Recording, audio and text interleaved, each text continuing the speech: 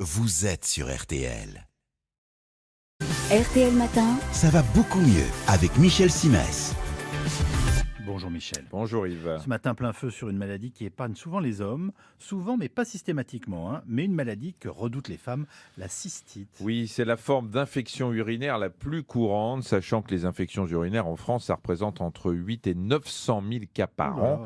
La coupable, on la connaît, c'est une bactérie du type Escherichia coli, une bactérie naturelle de l'intestin qui un jour décide de migrer du côté de l'anus et des parties génitales. Oui. Elle progresse par l'urètre, c'est le tuyau qui permet de faire pipi.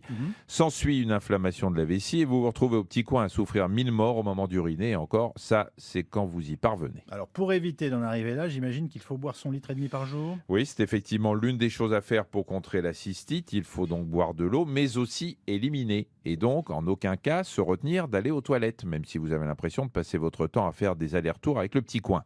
Le fait de se retenir est d'ailleurs l'une des raisons pour lesquelles les petites filles ont parfois des infections urinaires. Elles sont gênées d'aller aux toilettes, surtout, vous savez, dans les écoles, parce que les toilettes ne sont pas suffisamment propres.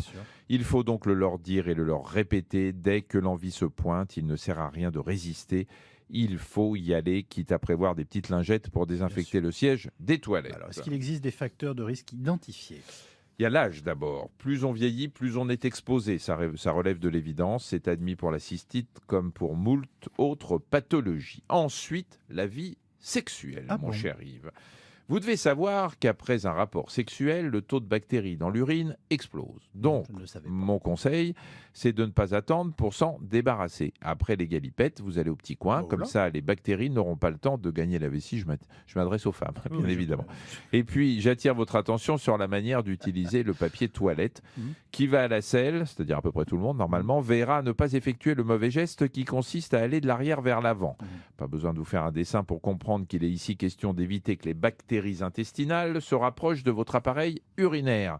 C'est une question d'hygiène élémentaire, encore que trop d'hygiène puisse aussi poser problème. Ah ben voilà, ça m'étonne pas, que voulez-vous dire? Eh ben, à vouloir être plus propre que propre de chez propre, on finit par être trop agressif avec soi-même. Attention, je ne suis pas en train de vous dire qu'il ne faut pas être irréprochable. En revanche, je vous dis que les douches vaginales ne sont pas une bonne idée et que l'on peut être propre en utilisant des produits d'hygiène intime doux. Je pense à ces produits qui ont la réputation de préserver la flore vaginale et dont votre pharmacien vous parlera beaucoup mieux que moi.